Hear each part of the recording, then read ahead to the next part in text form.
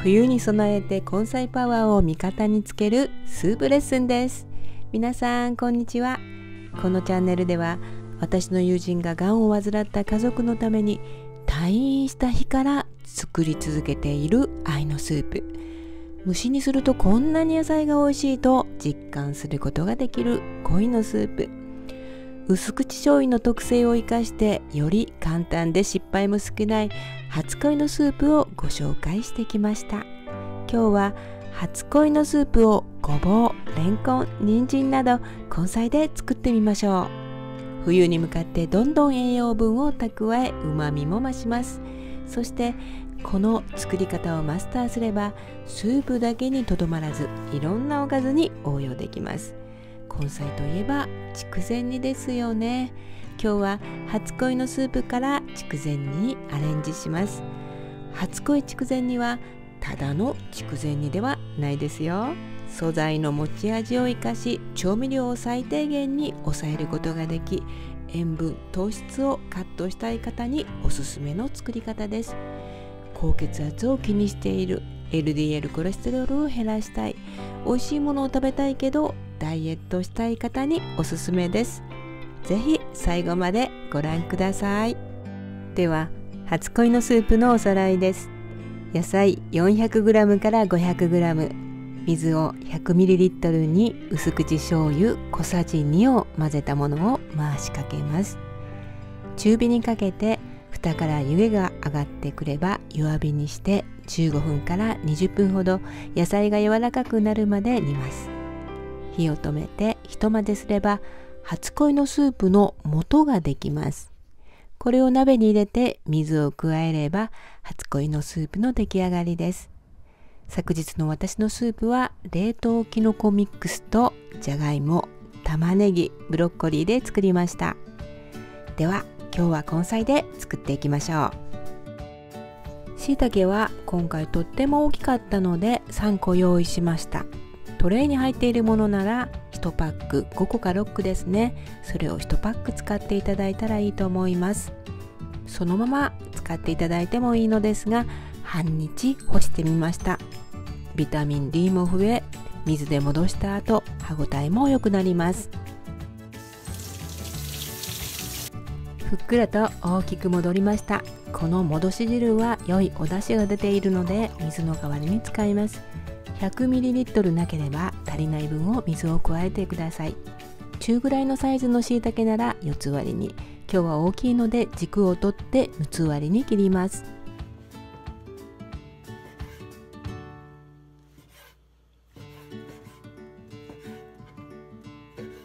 こんにゃくは1/2枚です。茹でこぼすとアクが抜け、一緒に煮るものがすっきりとした味になります。茹でこぼすのが面倒なら塩で揉んで水で流すのでも大丈夫です。味が染み込みやすいように切り込みを入れます。裏側から一口大に切ります。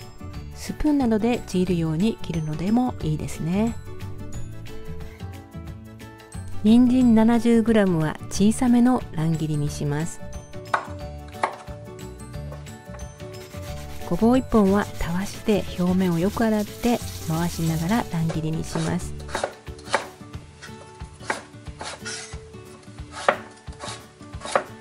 レンコンも皮がきれいならついたまま火が通りやすいように薄めの乱切りにします。こんな感じです。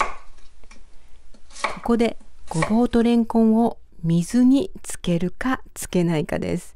先日コメントをいただきました。長谷川和平さん、ありがとうございます。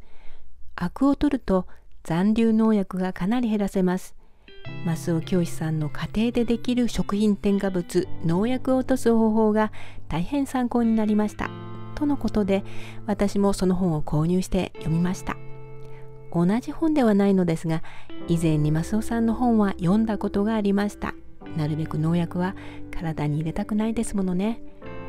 この本では農薬などを除くために細かく切ってから水にさらす、茹でこぼすを勧めておられます。実は私は栄養素が抜けるので水にさらすことはしていません。尿路結石などの原因になるシュウ酸が多いほうれん草は茹でこぼしますが、ブロッコリーなどは多くの水で茹でてしまうと栄養分が流れてもったいないなぁと思ってしまいます。でもなるべく農薬は体に入れないように50度洗いをしています。ハーバード式野菜スープの高橋博先生や抗がん剤の研究でノーベル賞候補にもなっておられた前田博先生も野菜スープの本を多く出版されていますが、アクアファイトケミカルだとそのままにいることを勧めておられます。いろんなことを考えるとどの方法が一番なのか悩ましいですよね。またもう少しいろんな角度から勉強して下処理など一つの動画にまとめたいと思っています。でも和平さんが教えてくださったこの本は農薬のこと、添加物のこととてもよくわかりましたよ。リンクを概要欄に貼っておきますのでご興味のある方は読んでみてください。和平さん、貴重なコメントありがとうございました。では根菜の初恋のスープを煮ていきましょう。鍋に入れる順はざっくりと、鍋の底には土の上にできる野菜を、鍋の上の方には土の中にできる野菜でしたよね。椎茸とこんにゃくを下の方に入れ、ごぼう、れんこん、人参をその上にのせます。先ほど残しておいた椎茸の戻し汁 100ml に薄口醤油小さじ2を加えたものを鍋の中に回しかけます。中火にかけます。2、3分もすれば鍋の縁から湯気が上がってくると思います。ここからはごく弱火で煮ていきます。今日の初恋のスープはタンパク質強化で作ります。鶏もも肉を買ってきました。200g 程度で良かったんですが 300g 入りが安かったのでこれを1パック使います。時間のある方は塩麹や醤油麹につけていただくとお肉がとっても柔らかくなりますが、すぐ使う時には片栗粉をまぶすのがおすすめです。塩を小さじ1/3から1/2加えて混ぜます。これに片栗粉小さじ1を混ぜますね。ちょうど弱火にしてから10分ほど経ちましたので、鶏肉を上からのせます。蓋についた水分もとっても大事ですから、これも鍋の中に戻してくださいね。さらに10分ほど煮ていきましょう。10分ほど経って鶏肉に火が通り野菜が柔らかくなっていれば出来上がりです。野菜の大きさや火加減で水分がなくなったのにまだ野菜が硬い時は水を少量足して時間を増やしてくださいね。一混ぜすれば根菜の初恋のスープの元の出来上がりです。出来上がりの半量を初恋筑前煮にしていきましょう。取り分けた野菜に汁があれば鍋に戻します。フライパンに入れ、みりん小さじ2、薄口醤油小さじ1を加えて入りつけるだけなんです。表面に入りつけると使う調味料は少ないのに味がしっかりと感じることができますよ。照りも出て艶やかになりますよね。